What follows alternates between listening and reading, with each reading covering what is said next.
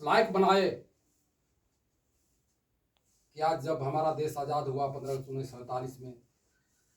जब देश की संविधान लिखने की बात हुई और संविधान लिखने के जब प्रारूप समिति बनी, संविधान समिति बना, तो उसमें बाबा साहब का बहुत बड़ा योगदान रहा। उनका नाम अध्यक्ष के रूप में रहा और उन्होंने भारत के संविधान, पूरे दुनिया के विभिन्न देशों के संविधानों का अध्ययन करते हुए भारत का एक ऐसा संविधान बनाया जिसमें सभी देशों का जो मानव हित के जो विचार थे उनमें समायोजित किया गया। और हमारा देश का संविधान एक ऐसा संविधान बना जो इस देश को चलाने में बहुत महत्वपूर्ण भूमिका निभा रही है। आज भारत का संविधान के कारण ही, बाबा साहब द्वारा लिखित संविधान के कारण ही हम दलितों, आदिवासियों, पिछड़ों का जिस समाज में जो असमानता थी, उस असमानता को एक समान समाज बनाने के लिए, एक समरसता लाने के लिए जो आरक्षण जैसे विचार आया और उन्होंने समाज में बराबरी लाने के लिए हर क्षेत्र में आरक्षण की व्यवस्था की, जिसके कारण आज हम चाहे नौकरियों में हो, चाहे भारत के संविधान के अनुसार लोकतांत्रिक चुनावों में हो, उनमें हम आदिवासी समाज का भागीदारी होती है। शायद अगर बाबा साहब नहीं होते और ये विचार वो समझते थे कि जो दलित आदिवासी लोग हैं,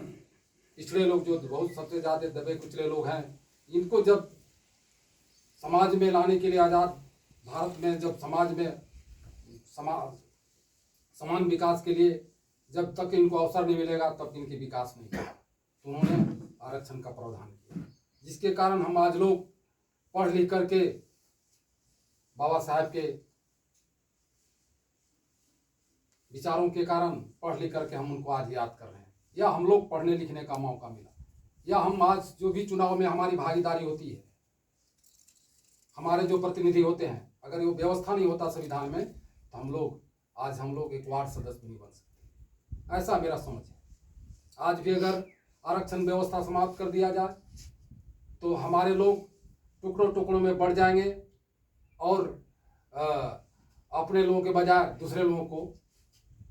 प्रतिनिधि के रूप में चुनेंगे। तो ये व्यवस्था है, इसी कारण हम आज हमारी भागीदारी हो रही है हर सामाजिक गतिविधियों में, राजनीतिक गतिविधियों में, दुनियादारी में, नौकरियों में, हर क्षेत्र में। तो हम लोग बाबा साहब के जो ऐतिहासिक विचार है कि शिक्षित बनो, संगठित हो और संघर्ष करो, उन्होंने नारा दिया, तो आज हम अपने समाज को, खरवार समाज को